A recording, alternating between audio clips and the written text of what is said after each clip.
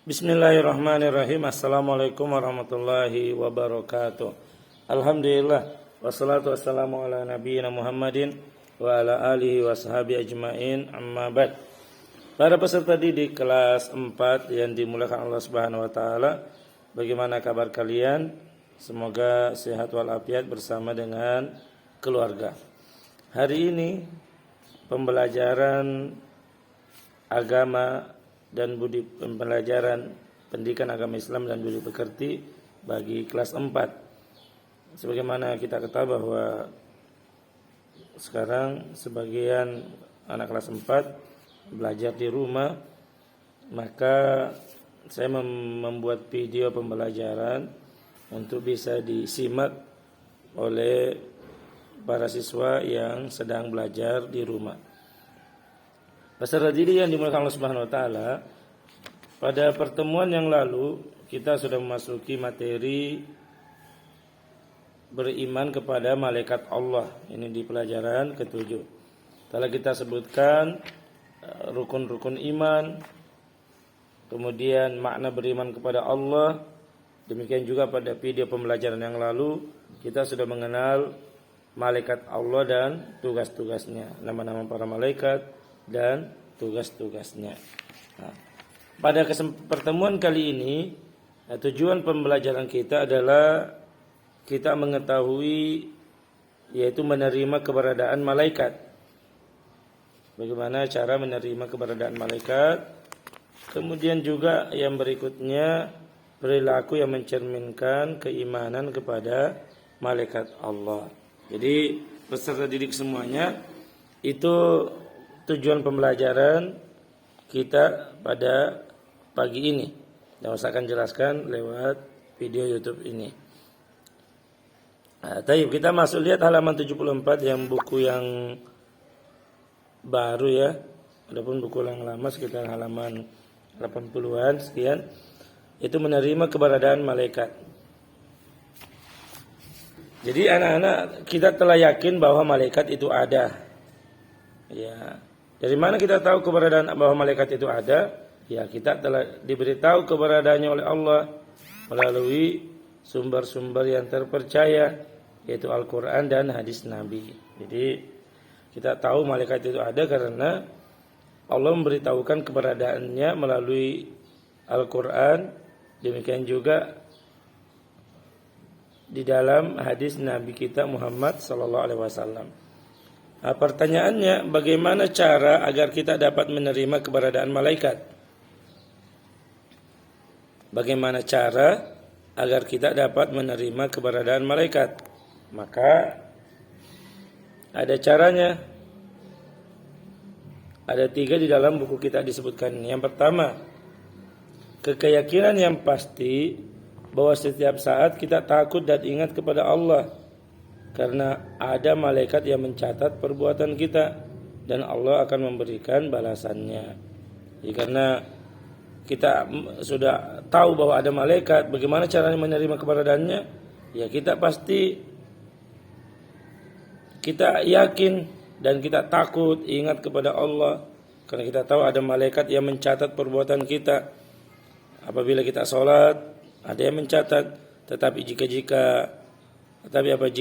apabila tidak sholat, mencuri, durhaka kepada orang tua, menghina orang miskin, anak-anak yatim, maka ada juga malaikat yang mencatat seluruh perbuatan kita semua.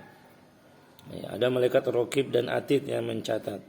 Kemudian yang kedua, banyak mengingat kematian. Ya, kita tahu bahwa di sana ada malakul maut, malaikat maut, yang sering disebut Israel, malakul maut, yang suatu siap sedia untuk mencabut nyawa manusia.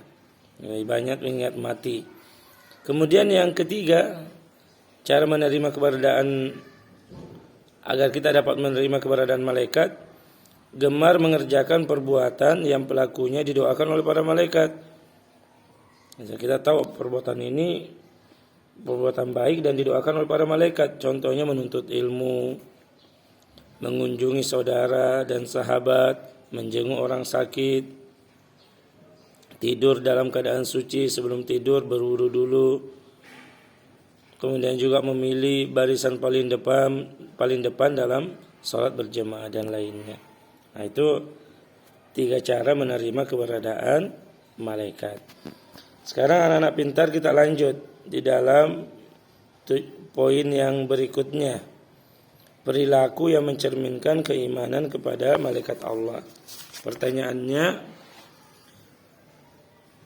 bagaimanakah perilaku-perilaku yang mencerminkan keimanan kepada para malaikat? Nah, di sini disebutkan di bukunya ada 2. Misalnya 1, suka bersedekah, peduli menolong sesama. Dalam suatu hadis yang mulia, Nabi SAW pernah bersabda yang artinya, tidak ada suatu hari pun pada saat hamba bangun di pagi hari kecuali ada 2 malaikat yang turun. Salah satunya berkata, ya Allah, berilah ganti kepada orang yang berinfak. Yang lain mengatakan, ya Allah, berilah kebangkrutan kepada orang yang kikir. Hadis riwayat Imam Bukhari dan Imam Muslim. Jadi di sini kita bisa ambil faedah orang-orang yang percaya dan mencerminkan keimanan kepada para malaikat Allah Subhanahu wa taala, orang itu suka bersedekah. Dia tahu bahwa tidak ada satupun kebaikan yang dilakukan, sedekahnya pasti dicatat oleh malaikat, diketahui oleh Allah Azza wa Jalla. Ya, di sini juga doa bagi orang yang rajin berinfak, maka Allah akan mengganti yang lebih baik. Tetapi ada juga doa dari malaikat, orang yang kikir, maseke, medit, bakhil, maka didoakan kebangkrutan kepada orang yang kikir. Kemudian peserta didik yang dimaksud Allah Subhanahu wa taala yang kedua, gemar menjalankan perintah Allah dan meninggalkan larangannya. Perintah Allah misalnya berbakti kepada orang tua, menghormati guru, menghargai kepada sesama. Selain itu mengunjungi orang yang sakit, mendoakan orang sakit, mengunjungi saudara atau tetangga sebagainya.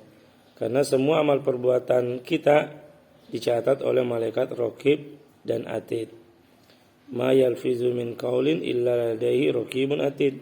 Tiada suatu ucapan pun yang diucapkannya melainkan ada di dekatnya malaikat pengawas yang senantiasa hadir. Jadi demikianlah peserta didik yang dimaksud Allah Subhanahu wa taala, pembelajaran kita hari ini, bagaimana caranya menerima keberadaan malaikat dan perilaku yang mencerminkan keimanan kepada para malaikat. Semoga Allah memberikan kebaikan kepada kita semua, dan semoga kita orang-orang yang baik, menjadi siswa-siswi yang senantiasa rajin sholat 5 waktu, jujur, berbakti kepada orang tua, menghormati guru, dan memiliki sifat peduli dan kasih sayang kepada sesama manusia dan makhluk yang lainnya. Ini yang bisa Ustaz sampaikan. Wassallallahu ala nabiyyina Muhammadin wa ala alihi washabihi ajmain. Assalamualaikum warahmatullahi wabarakatuh.